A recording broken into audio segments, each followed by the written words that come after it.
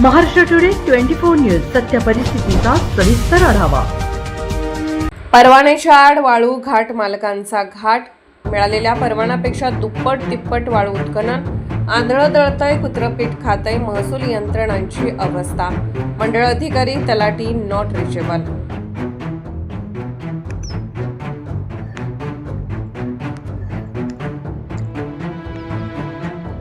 तर आता किती मोठ्या प्रमाणात लाखो कोट्यावधी रुपयाच्या वाळूचा इथं उपसा होत असल्याचं दिसत आहे। आणि आता याच्या आधी सुद्धा आम्ही परभणी जिल्ह्याच्या पालम तालुक्यात असाच एक वाळू धक्क्याचा एक प्रकार उघडकीस आणला होता आणि सध्या म्हणजे उपसा केलेला आहे ऑलरेडी आणि उपसा पुन्हा सुरू आहे। नदी पात्राच्या वर सुद्धा अवैध वाळूचा साठा साठवून ठेवलेला आहे। जोपर्यंत प्रशासनाला याची माहिती होईल हा वाळू साठा इथून गायब होईल तर याला जबाबदार कोण? तर माझ्या मते परभणी जिल्हा प्रशासन, परभणी जिल्हाधिकारी साहेब, परभणी SDM साहेब, महसूल विभागानं इथे येऊन कारवाई करावी आणि या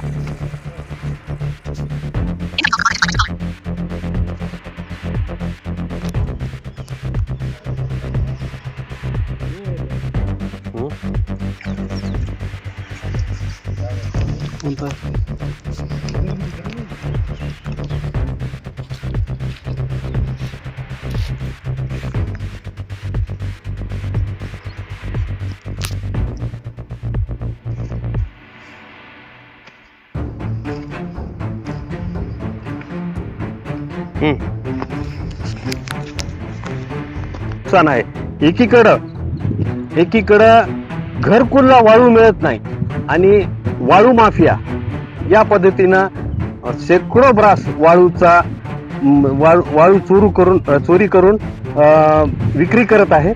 तर जिल्हा प्रशासन परभणी याकडे लक्ष देईल का? हे आता हे एक ठिकाण आम्हाला गवसलेलं आहे आणि आम्ही तर असं म्हणू की पत्रकार प्रशासनापेक्षा अलर्ट आहे आणि जे प्रशासनाला माहीत नाही ते पत्रकाराला माहीत आहे। बहुतेक माहीत सुद्धा असू शकते, पण प्रशासनाला जे कर्मचारी आहेत, तलाठी आहेत, मंडळ अधिकारी आहेत, त्यांना चिरीमिरी देऊन हा प्रकार।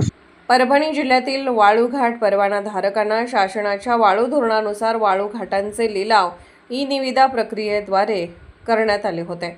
मात्र अनेक कंत्राटदारांकडून अटींचे पालन होत नाही। यावेळी वेळोवेळी महाराष्ट्र टुडे मराठीच्या टीमने परवानाधारक वाळू घाटावर जाऊन शासनाच्या नियमांचे भंग होऊन बेकायदेशीर वाळू उत्खनन होत असल्याच्या प्रत्यक्ष बातम्याही केल्या, तक्रारीही दिल्या। परवाना मिळालेल्या वाळू घाटात बोट पोकलेनचा सर्रास वापर, मिळालेल्या परवान्यापेक्षा दुप्पट तिप्पट उत्खनन, नदीपात्रात सर्रास अवजड वाहनांचा वावर, त्यामुळे नदीपात्राचे विद्रुपीकरण झालेले दिसत आहे। वाळूचा रात्रंदिवस उपसा होत असून एकीकडे तस्करी करणाऱ्यांचा त्रास असताना ज्यांनी घाट लिलावात घेतले त्यांनीही शासनाचे नियम डावलून कोट्यावधी रुपयांचा शासनाचा महसूल बुडवत असल्याचे चित्र आहे। वाळू चोरीला आळा घालण्यात तर प्रशासनाला अपयश येत असून काही भागात जाणीवपूर्वक या सर्व प्रकाराकडे कानाडोळा केला जात आहे। त्यामध्ये राजकीय मंडळींचा वरदहस्त दिसून येत आहे। संबंधित तहसील व पोलीस यंत्रणा तक्रार झाली तरीही मागील काही दिवसात कारवाई करायला तयार नसल्याचे चित्र आहे। तर माफियांचे काहीच वाकडे होत नसताना वाळू घाट लिलावात घेणाऱ्यांना तर घाटाची जणू मालकीच मिळाल्याचे चित्र आहे। या ठिकाणी शासनाचे नियम व अटींना तिलांजली दिली जात आहे। तसेच कंत्राटदारांनी वाळूघाट परिसरात CCTV कॅमेरे बसवून त्याचे चित्रीकरण उपलब्ध करून दिले नाही। उत्खनन केलेल्या वाळूच्या 10% प्रमाणात वाळू प्रधानमंत्री आवास योजनेतील घरकुल लाभार्थ्यांना विनामूल्य उपलब्ध करून दिल्याचा अहवालही सादर केला नाही। वाळू उत्खनन, विक्री व वाहतुकीच्या दैनंदिन हिशेबाची नोंदवही सादर केली नाही। वाळू वाहतुकीसाठी वापरण्यात येणाऱ्या वाहनांची माहिती सुद्धा सादर केली नाही। यावरून जिल्हा प्रशासनाने नियोजन किती सुस्त आहे हे दिसून येत आहे। परवान्याच्या आड वाळूघाट मालकांनी प्रशासनाला घाट घालत कोट्यावधी रुपयांचा महसूल बुडवत असल्याचे दिसून येत आहे। महाराष्ट्र टुडे मराठीसाठी ब्युरो रिपोर्ट मेहबूब शेख सोबत आरोही जाधव, परभणी। आजच महाराष्ट्र टुडे 24 न्यूजला सबस्क्राईब करा आणि सत्य परिस्थितीचा सविस्तर आढावा पहा।